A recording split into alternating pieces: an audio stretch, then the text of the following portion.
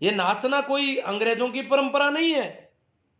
नाचना आदिदेव महादेव शिव की परंपरा है। महादेव शिव नाम सुना होगा आपने।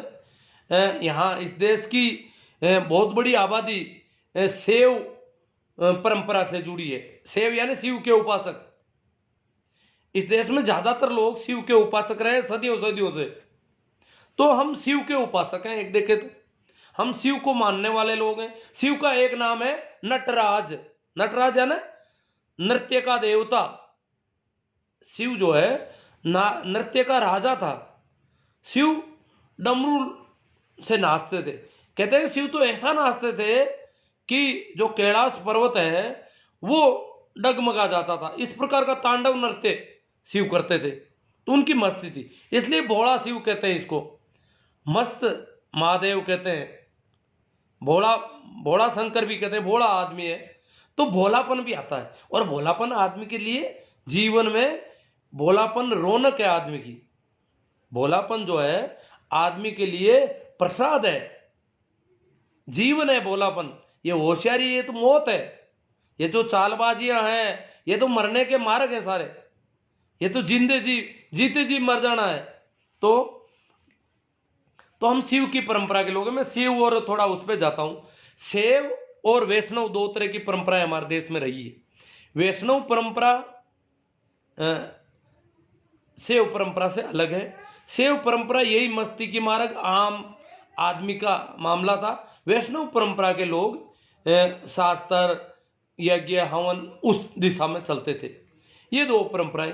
दो और परंपराएं भी हमारे देश में रही है, श्रमण और ब्राह्मण। श्रमण और ब्राह्मण। श्रमण होता है जो मेहनत करके परमात्मा को पाने की कोशिश करता है, श्रम करता है, परिश्रम करता है, परमात्मा को पकड़ के खींच के लाने की बात करता है, वो श्रमण परंपरा के लोग हैं। ब्राह्मण वो होता है जो परमात्मा के सामने समर्पण करता है कि मैं कुछ नहीं हूं। तो ये दो तरह की परंपराएं आध्यात्म के मामले में रही है। ये तो आम लोगों की तो नहीं रही। आम जो आध्यात्मिक स्तर के लोग थे जो साधना में जाते थे उनकी दो परंपराएं थी, श्रमण और ब्राह्मण। महावीर बुद्ध कबीर ये गोरख पतंजलि ये सब श्रमण परंपरा के लोग हैं। इन्होंने मेहनत की, बहुत प्रयास किया, बहुत लगन के साथ साधना की, मेडिटेशन किए, ध्यान किए। दूसरी ब्राह्मण प्रयोग जैसे मीरा मेडिटेशन भी करती है परंतु वो कुछ ब्राह्मण की तरह झुक रही है। तो ये दो अलग अलग, इनकी मैं ज्यादा चर्चा करूं तो ठीक नहीं है, अभी अपन विषयांतर हो रहे हैं। अब मैं तो वैसे देखा कुछ लोग कहते हैं आप ब्राह्मणों से नाराज। मेरे बारे में बता दूं, मैं ब्राह्मण परंपरा में विश्वास ज्यादा करता हूं। मेरा भरोसा उधर ज्यादा है। हालांकि मैंने श्रमण परंपरा में भी काफी दिन तक काम किया, मेहनत की, शरीर बिल्कुल कमजोर पड़ गया बहुत ज्यादा करने से। और पर मैंने देखा कि ब्राह्मण परंपरा मुझे ठीक लगती है। वो सरल है, उसमें मेहनत नहीं करनी पड़ती है, ज़्यादा जोर नहीं पड़ता है और आदमी धीरे धीरे कुछ मस्ती की तरफ जा सकता है इस परंपरा से भी। तो इसकी ज़्यादा नहीं चर्चा करके मैं आगे चलता हूँ। हाँ, एक हम महादेव की जो बात की, शिव की, उस पर थोड़ा आगे जाते हैं अपन। शिव इस देश का आदि देव है। महादेव इस देश की सबसे पुरानी सभ्यता जो है, जब इस देश में आदमी शिकारी अवस्था और पशुपालन अवस्था से निकल करके खेती की अवस्था में है, आदमी की ये अवस्था मानी जाती है मनुष्य जाति के विकास की। तो पहले वो आखेटक अवस्था थी उसकी, फिर वो पशुपालना शुरू किया उसने, और फिर उसको लगा इस वनस्पति में खाने का कुछ मिल जाएगा। और ये जो वनस्पतियां उसको अच्छी लगी, जिन घास फूस के दानों में उसको स्वाद लगा, उसने कहा इनके बीज रोपने से ये होते हैं, इसलिए इनके बीज लगा दूं और खेती शुरू कर दूं।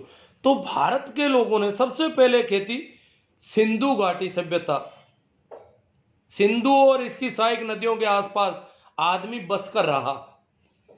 आखेट अवस्था और पशुपालन अवस्था का आदमी एक जगह नहीं रहा, परंतु जब खेती करनी है तो 2, 4, 6 महीने उसको वहीं रुकना पड़ेगा, तब जाके खेती होती है।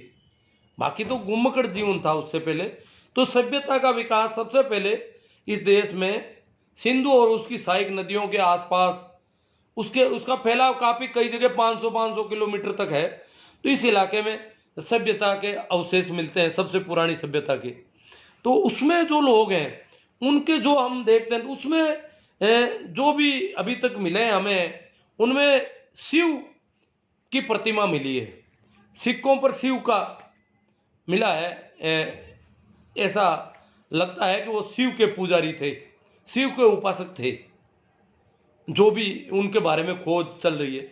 और दूसरी जो बात निकली वो है कि वो स्त्री को बहुत तवज्जो देते थे, जननी को महत्व देते थे। महत्ता थी जननी की, मां की महत्ता थी।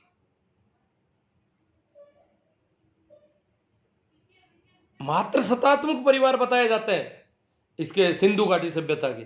आज भी आदिवासियों में मात्र सत्तात्मक परिवार मिल जाते हैं, जहां मां जो है परिवार की मुखिया है।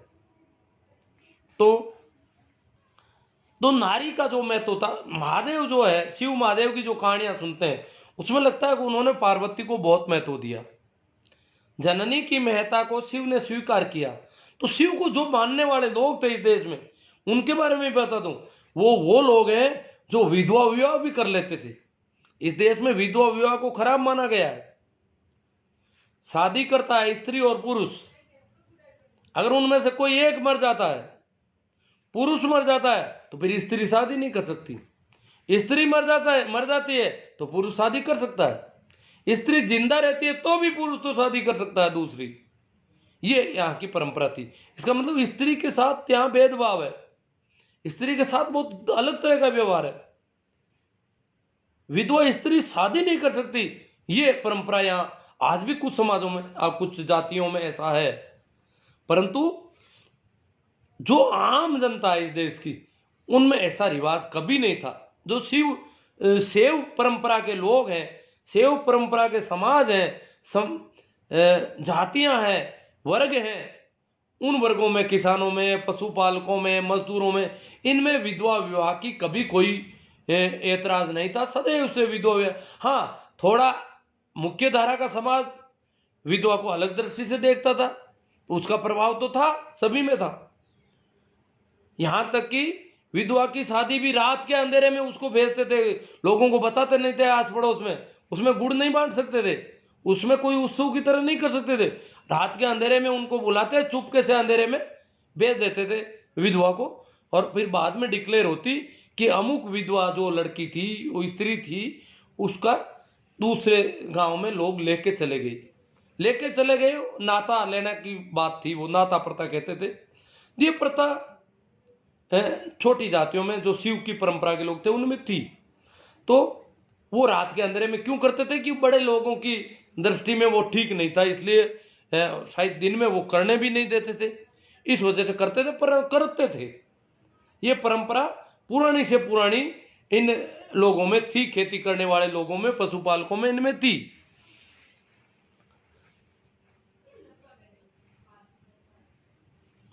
और विधवा विवाह की वजह से सती प्रथा की पैदावार। सती प्रथा भी सामान्य परिवारों में बहुत कम थी, बहुत नहीं के बराबर थी।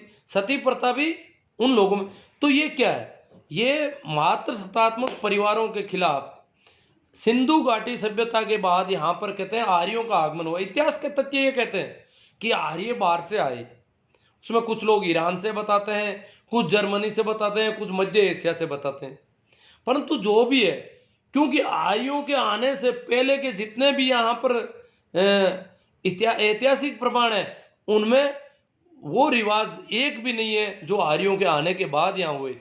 वो रिवाज वहां पाए गए, ईरान में पाए गए, मध्य एशिया में पाए गए, यूरोप के देशों में पाए गए। इसका मतलब आर्य भारत के मूल निवासी नहीं थे, और भारत के मूल निवासी द्रविड़ है। तो सिंधु घाटी सभ्यता को द्रविड़ सभ्यता भी कहते हैं। और द्रविड़ वो लोग हैं जहां मात्र सत्तात्मक परिवार थे। एक पहचान है इसकी, ये समझना पड़ेगा हमको। तो आर्यों ने आते ही सबसे पहला यह काम किया कि स्त्री को पूरी तरह से उन्होंने, क्योंकि मात्र सत्तात्मक परिवार ये पुरुष सत्ता, तो पुरुष और स्त्री की सत्ता का मामला था। यहां तो स्त्री की सत्ता चल रही थी, परिवारों में स्त्री प्रमुख थी। तो उन्होंने कहा स्त्री तो कहीं होनी नहीं, घर के बाहर ही नहीं दिखाई दे। इस प्रकार स्त्री को उन्होंने न तो यज्ञ हवन में बैठ सकती थी, न शास्त्र पढ़ सकती थी, कुछ पढ़ना लिखना सब बंद स्त्री का। आर्यों के आगमन के बाद में स्त्री को एकदम से रोक दिया उन्होंने कि स्त्री कुछ नहीं करेगी ऐसा। और फिर बाद में शुरू में इतना नहीं था, मनुस्मृति के बाद तो पूरी तरह से पूरी रोक हो गई स्त्री के पढ़ने पर, और भी स्त्री के ऊपर जितना अत्याचार करना था वो सारा किया। परंतु मैं यहाँ कहना चाहता था कि ये दो परंपराओं का थोड़ा भेद आपके सामने क्लियर कर रहा हूं। तो हम लोग नववर्ष जो मना रहे हैं 1 तारीख को, कल लोग मनाएंगे। मैं तो कोई मनाता नहीं, मैं तो न तो होली मनाता हूँ, न दिवाली, न नववर्ष, कुछ भी नहीं। मैं तो रोज अपने हिसाब से रहता हूँ, रोज ही मैं तो मस्ती को मानता हूँ, रोज ही मैं कहता हूँ रोज ही उत्सव होना चाहिए, रोज ही ऐसे ही चलना चाहिए जीवन। मुर्देनी कभी नहीं छानी चाहिए आदमी पर। तो पर जो लोग मनाते हैं 1 जनवरी को नववर्ष, वो लोग अंग्रेजों का शुक्रिया अदा कर रहे हैं, क्योंकि अंग्रेजों के आगमन से पहले हमें न तो तिथि क्रम का पता था, ये तिथि क्रम तारीखें वगैरह इनका कोई पता नहीं था, न हमारे नए दिन का पता था, न नए वर्ष का पता था।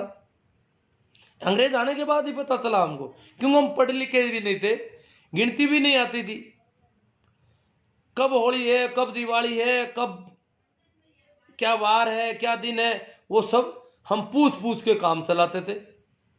और हमें बताया जाता था आज तू ये कर ले, आज ये मत कर, आज तू उपवास कर ले, आज ऐसा कर, आज ऐसा मत कर, आज ये करो, आज वो करो, आज वो नहीं करना है, वो करोगे तो गलत हो जाएगा। इस प्रकार के उल्टे सीधे जो कुछ भी थे हमें बताया जाता था, हमें हाँका जाता था, हम नहीं जानते थे।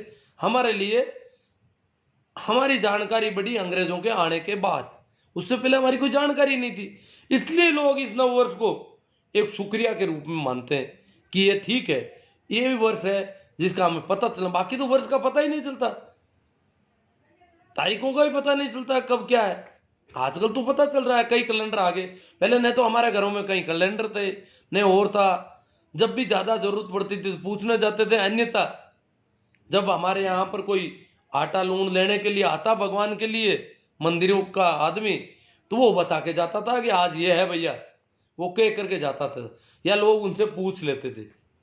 इस प्रकार उनसे पूछ लेते थे कि वो होली वगैरह कब है, तो वो बता देते थे कि इतने दिन बाद में है, वो है, ये वो सारा उन पर निर्भर था। हमारा लिए न तो कोई तिथि क्रम था, न कोई कैलेंडर था, न कोई तारीख थी, न कोई वर्ष था। परंतु ये जो कैलेंडर है, आज का जो कैलेंडर है, जो अंग्रेजों का है या ग्रेगरी कैलेंडर है, जो भी है, वो कैलेंडर वो कई मायनों में बहुत अच्छा है। ये सूर्य पर आधारित है। इसके अलावा इस कैलेंडर में शुभ अशुभ की कोई बीमारी नहीं, ये बहुत अच्छा इस मामले में।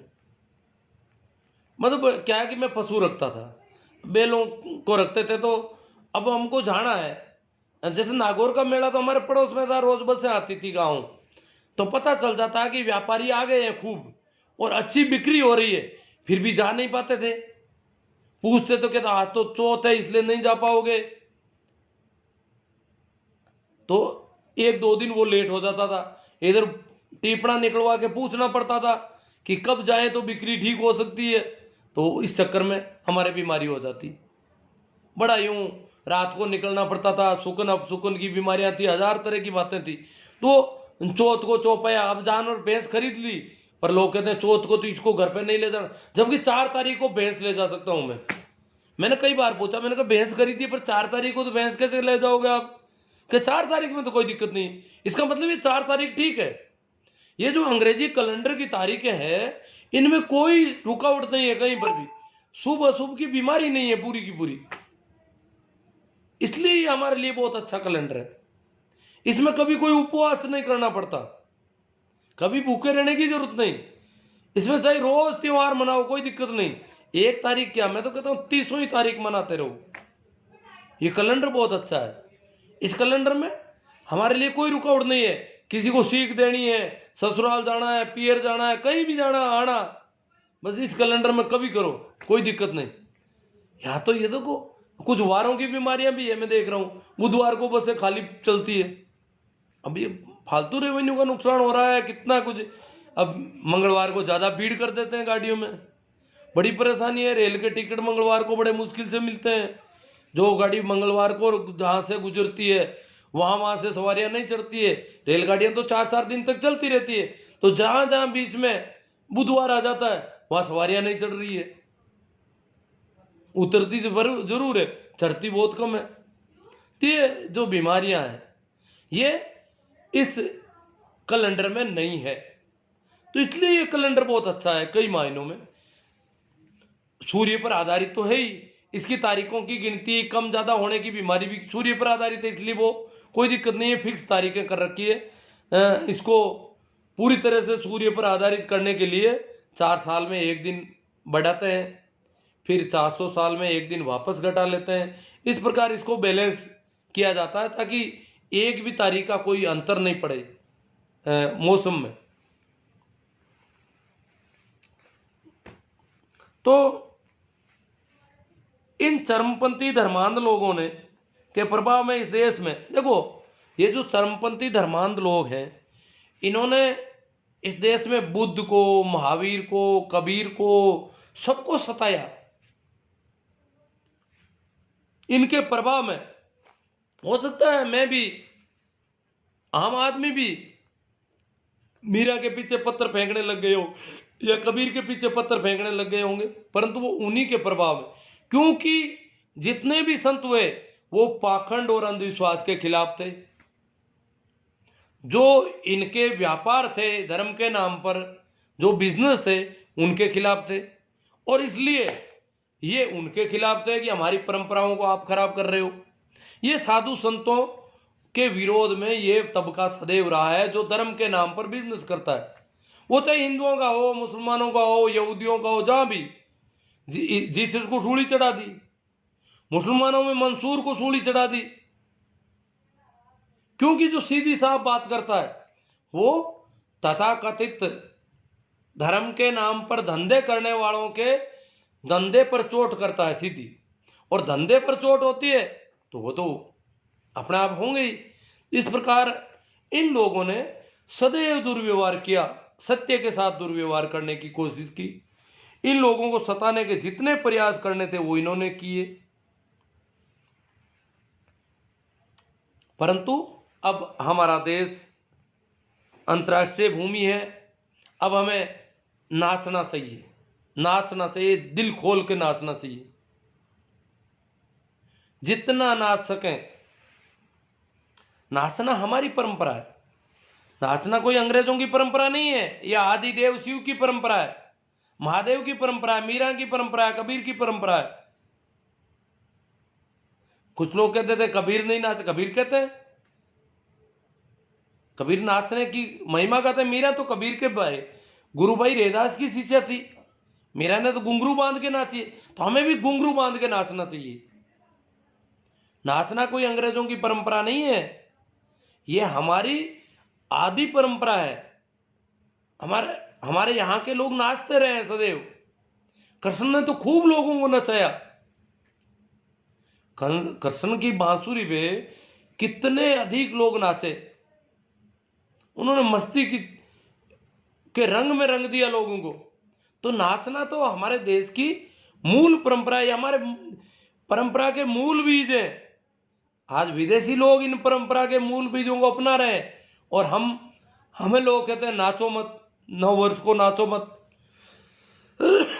और वो जब नव वर्ष मनाते हैं तो झंडे लेकर के वंदे मातरम के नारे निकालते हैं, लोगों की गलियों में जोर जोर से चिढ़ाते हुए निकलते हैं। ये कोई तरीका नहीं है, ये तो बेढंगा सा ढंग है, ढंग ठीक नहीं है। कभी मस्ती तो देखी नहीं इन लोगों में। अब जो इसलिए किसी भी उत्सव के मौके पर देखो, जितना भी उत्सव का मौका है हल्के होकर के, मस्त होकर के हमें नाचना चाहिए, तभी तो उत्सव है। अगर हम नाच भी नहीं सकते, ये जो नाचेंगे तो और ढीलाई आएगी जीवन में। और नहीं नाचेंगे तो ये जो होशियार होते हैं, ज्यादा बुद्धिमान होते हैं, तथाकथित समझ, ये समझदारी नहीं है। अगर आदमी मस्त होना नहीं जानता, नहीं सीख सकता, तो ये समझदारी नहीं है, ये तो बेवकूफी है, पूरा जीवन गंवा देता आदमी। तो इसलिए जो भी आज लोग नाच रहे हैं उनको मेरी तरफ से बधाई। बहुत अच्छा नाचें, मस्त होकर के नाचें, मगन होकर के नाचें, और इतने मस्त हो जाएं कि मीरा की तरह, महादेव की तरह, कबीर की तरह, जीसस की तरह, मंसूर की तरह, मोहम्मद की तरह पूरे मगन हो जाएं आज। क्योंकि एक ही दिन नाचोगे, ज्यादा तो नाच नहीं पाओगे। रोज नाचते हैं तो और भी अच्छी ठीक है चीज है। चलो अब मैं इस पे कमेंट आए उन पे भी थोड़ी बात कर लेता।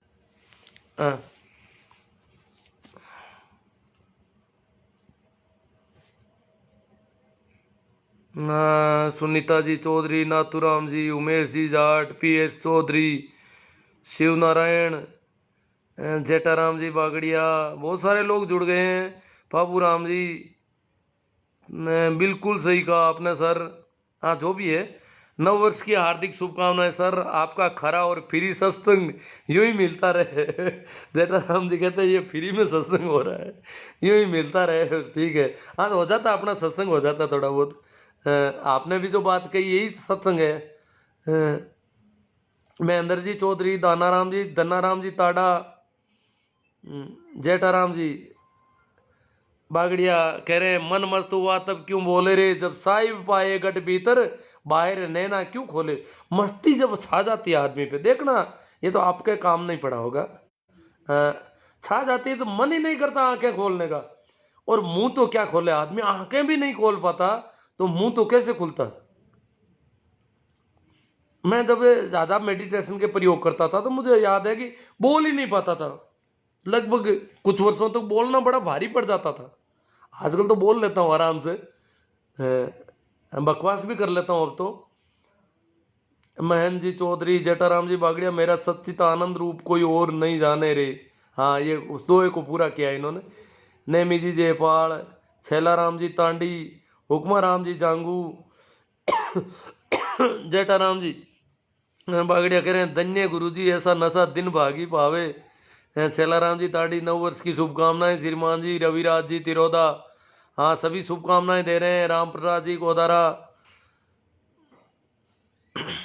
हाँ जेठाराम जी बागड़िया कह रहे हैं चलन में अंग्रेजी कैलेंडर है तो क्या बुराई है, कोई भी है जो भी, ये वैश्विक कैलेंडर है, अब ग्लोबल कैलेंडर है। जेठाराम जी बागड़िया स्वीकार्य भाव हो, कूपियम मंडूकता नहीं।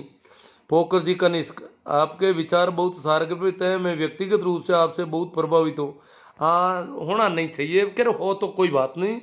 आप तो क्या है कि मेरे ट्रेनिंगों में साथ रह चुके हैं पहले। पोकर जी कनिष्क, गजेंद्र जी इनकिया, सत्यनारायण जी सोनी कह रहे हैं गुड। जय संविधान, हीरालाल जी वर्मा, सत्यनारायण जी जय जवान जय किसान, हरजी राम जी मूंड रानी। सर मैं तो सर आज से आपके विचारों से सहमत हूँ और हर दिन को त्योहार के रूप में ही मनाने की कोशिश करूँगा और किसी को नहीं टोकने की कोशिश करूँगा। आपको और आपके परिवार को मेरी ओर से परिवार की हार्दिक 2021 की हार्दिक शुभकामनाएं। हाँ भाई हरजी राम जी मूंड रानी सर, हाँ बहुत ज़्यादा है, उनको तो बहुत अच्छा लगा है। सोनू जी पचार ओस्त्रा, रामदेव जी मेघवाड़ वो बधाई। ओ भाई साहब अच्छी जानकारी देने और जागरूकता के लिए गुरुजी बहुत बहुत धन्यवाद। खुशी हो रही है, नए युग की शुरुआत हो रही है। सत्यनारायण जी सोनी कह रहे हैं गुड। छैला राम जी तांडी, मेघालय की शिक्षा पद्धति की देन है कि आज हम पढ़ लिख सके। मोहन जी धानरवा, एक नए साल की हार्दिक शुभकामनाएं। भाई सहदेव जी जलवानिया, शंभू राम जी पूनिया, रामसुख जी, रामदयाल जी बांगड़ा, BL गोदारा, गोपाल जी बारूबाल, बाबू जी चौधरी। ये भाई साहब अभी शिव का नाम ले रहे हैं और कभी कभी ये हिंदुओं को गाय का मूत्र पीने वाले और गोबर खाने वाले बोलते हैं। अब खाते हैं लोग, पीते हैं, क्या बताएं। शिव कोई गोबर थोड़ी खाते थे, आप ये मत समझना शिव गोबर खाते थे। शिव तो मस्त थे, मगन थे वो तो। शिव तो धतूरा भी नहीं पीते थे, मस्ती ऐसी थी उनकी। तो गोमूत्र भी शिव नहीं पीते थे, ये कहीं पर भी ऐसा नहीं है। हाँ, जो गोबर गोमूत्र खाने पीने के लिए बहुत ज्यादा यूं बकवास करते हैं, उनके लिए कहता हूँ, खाते भी हैं बेचारे, करे क्या। उनको तो कह दिया गुणकारी है बहुत ज्यादा, तो वो खा लेते हैं। छेला जी तांडी, सबरीमाला मंदिर में आज भी स्त्रियों को मंदिरों में प्रवेश की छूट नहीं। हाँ हाँ भाई बाबूजी चौधरी, ओशो सन्यासी तो खुले विचारों वाले होते हैं, लेकिन आप हिंदुओं को गोबर भक्त कहते रहते हो। अजी गोबर, और गोबर के लिए तो बहुत ज्यादा लोग कर रहे हैं। मैं तो वीडियो देखता हूँ, बहुत ज्यादा गोबर खाने लग जाते हैं, गोबर से नहाते हैं, क्या बताएं इनको।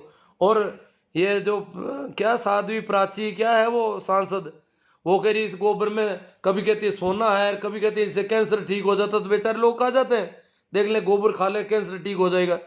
अब भाई दवाई अगर बीमारी है तो दवाई और मिलती है बाजार से, उसमें हो सकता है गोबर घास भी हो। और अब कितने किस किस का मल खाएंगे, किस किस का मुंह, बाकी के ये नहीं है कि कुत्ते के मूत में औषधीय गुण नहीं होते हैं।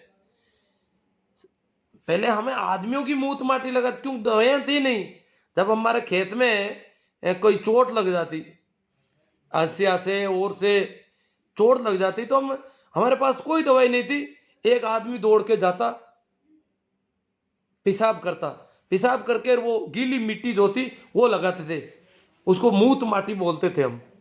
तो हमारे बच्चों में, जब मैं बहुत छोटा था तो हमारे गाँव में तो कोई कोई टेबलेट पंसारी की दुकान पे मिलती थी थोड़ी बहुत, बाकी तो कोई हेल्थ वर्कर तो होते ही नहीं थे उस जमाने में। तो उस समय मूत माटी इलाज था, आदमी का मूत भी काम आ जाता था, इसका मतलब आदमी के मूत में भी औषधि गुण है। मोरारजी भाई तो पी लेते थे, तो हम कुत्ते के, आदमियों के, बिल्लियों के, किस किस के मूत को पिएंगे। और बीमारी हो और पर्टिकुलर बीमारी का इलाज करना हो तो समझ में आता है, बेवजह ही पंचगव्य है, पंचामृत है, पी लो इसको। क्यों पी ले भाई, मूत, उसमें मूत और गोबर मिला के पंचामृत बनाते हैं। पंचगव्य पंचामृत में मूत और गोबर मिलता है, गाय का घी, गाय का दूध, गाय का मक्खन और गाय का गोबर और गाय का मूत्र, ये 5 चीजों का पंचगव्य पंचामृत बनाते हैं। अब क्या पिए उसको, क्यों पिए, अगर कोई ऐसी बीमारी हो कि वो इसको पीने से ठीक होती है तो पीना समझ में आता है, पर यूं ही पी लोगे। तो इसलिए ऐसे लोगों को गोबर भक्त कहा करता हूं मैं, बाबूजी चौधरी,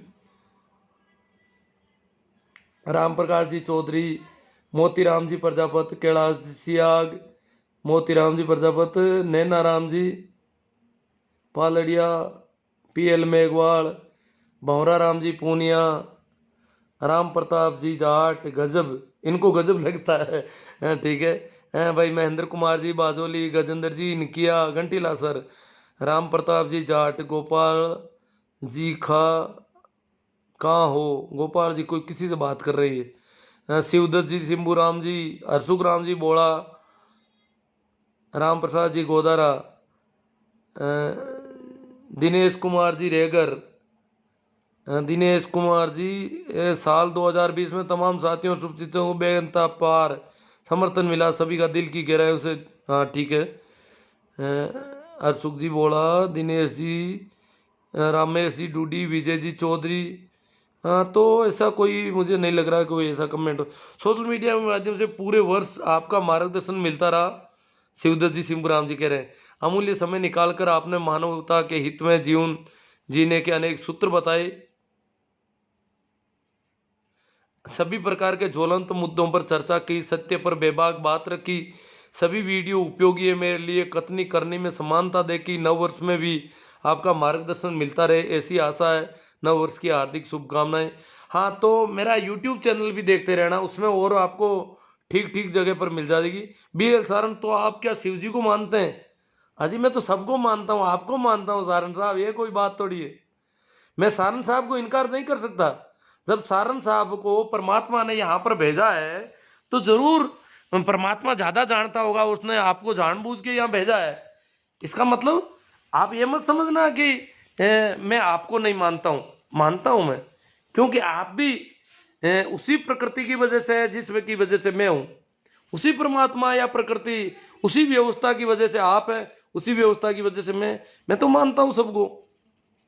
अब जो लोग धर्म के नाम पर व्यापार करते हैं, व्यवसाय करते हैं, धोखाधड़ी करते हैं, ठगी करते हैं, उनको तो क्या मानो बताओ। इतना तो थोड़ा सा विवेक तो काम तो हमको लेना पड़ेगा। हाँ भाई पन्नाराम जी, ये 2020 नकली कोरोना वायरस के कारण नहीं बल्कि किसानों के संघर्ष के कारण याद रखा जाए। प्रेम जी सारण, मंडूकरा, गुड़ जी, दुर्गेश जी चौधरी, हैप्पी न्यू ईयर भी। अब तो कल तो पूरे दिन ये हैप्पी चलेगा, वीडियो और सारे यही ये होंगे। कानाराम जी चौधरी,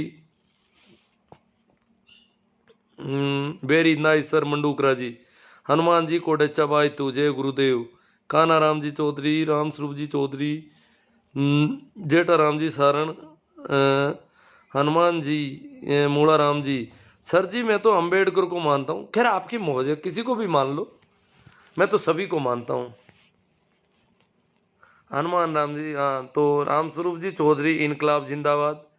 जोरा राम जी डिटेल, आपकी बात में दम है सर मंडूकरा जी कह रहे हैं। सतीश जी पटेल, स्वामी जी ओसो नमन। एक सवाल कह रहे हैं सतीश जी पटेल, एक सवाल है, आपके अनुसार रामचंद्र काल्पनिक हो सकते हैं?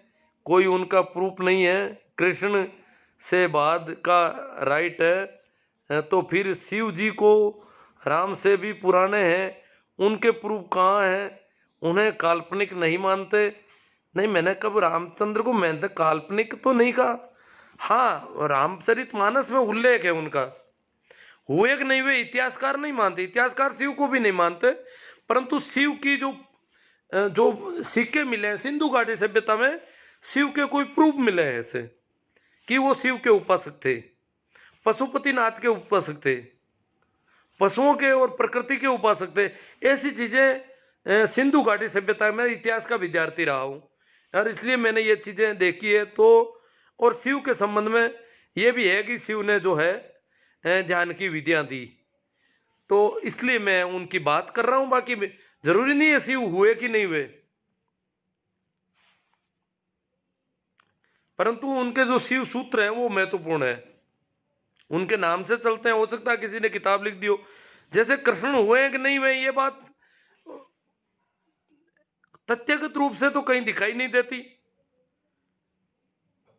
ऐतिहासिक प्रमाण नहीं है। इतिहासकार केवल, इतिहासकार जो है जो ये अवस्था है जो कृष्ण और राम का जो समय माना जाता है उसको महाकाव्य काल के नाम से जानते हैं, बाकी ये तथ्यगत रूप से नहीं मानते कि कृष्ण हुए।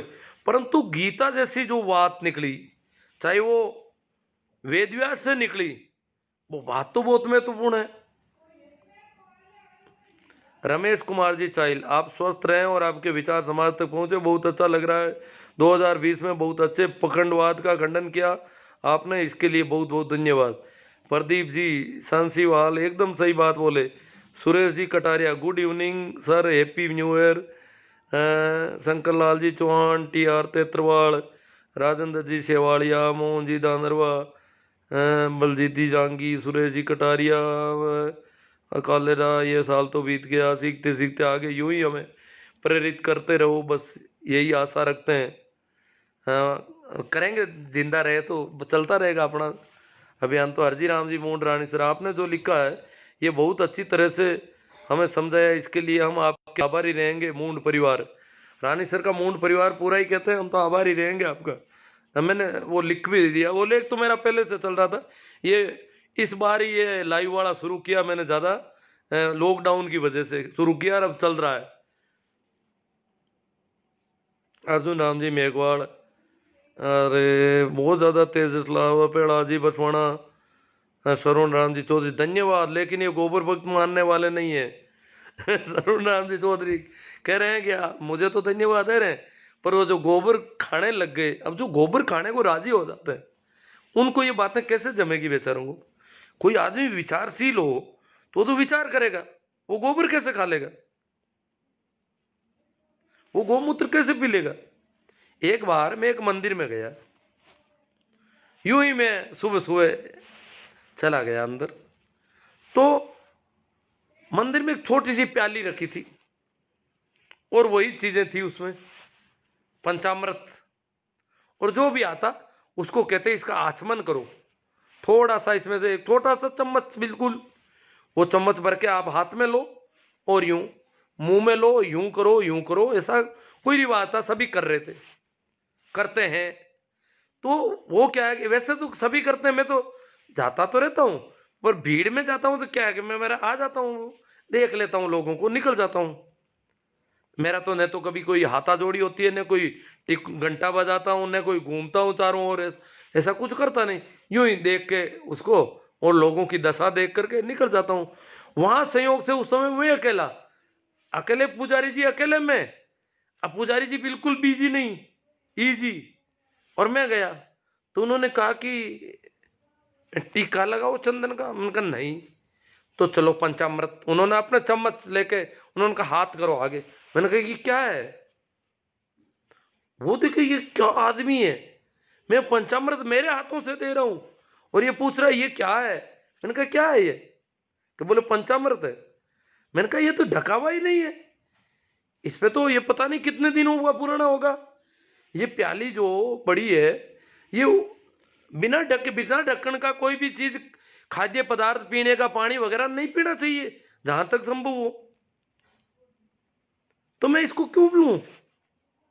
और इसमें तो पता नहीं आपने मिलाया क्या है, अभी ये भी पता नहीं। क्यों, आपका तो भरोसा नहीं, आप इसमें गोमूत्र भी डाल सकते हो। उन्होंने कहा हाँ है इसमें। तो फिर ये पिलाओगे आदमियों को?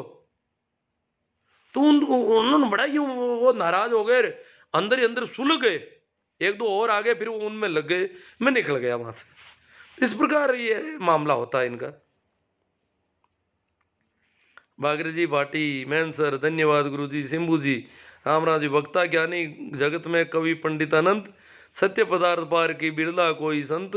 जालाराम जी जाट, रिछपाल जी जाट कलवाणिया, सुभाष जी खोजा डॉक्टर, राम किशन जी बाम्बू ओसिया, जालाराम जी जाट, हनुमान जी पूनिया, हरिराम जी देवल, हरीश किराना स्टोर जे हो, वो यो कि किराना स्टोर है इनका कहीं। अब देखो बीकाराम जी कसवा, नेमी जी सोमड़वाल। पहले तो आपको नए साल की हार्दिक शुभकामनाएं और बधाई। साथ ही साथ मेरा इन गोबर भक्तों से अनुरोध है, गोबर भक्त कहने से गुस्सा आता है, लेकिन गोबर खाते हुए अच्छा लग रहा है, तो क्यों ना गोबर खाते हुए आप अपनी फोटो सोशल मीडिया पर, फेसबुक पर डालें, ताकि प्रचार अच्छा हो जाए इसका गोबर का। तो ये तो गोबर भक्तों की तो सभी लोग खिंचाई कर रहे हैं बेचारों की। हरी जी देवल, प्रकृति की जय हो। काना राम जी मेरा, नमो बुद्धाय, रामा किशन जी कालवा। ठीक है, जो कमेंट थे लगभग ले लिए गए, और आप सभी का शुक्रिया, आप लोगों का अच्छा साथ मिल रहा है। एक बार फिर आप सभी को मेरा प्रणाम, नमस्कार, राम राम। और विदा लेते हैं। अब नाचने गाने का जो भी आप कर रहे हैं करें।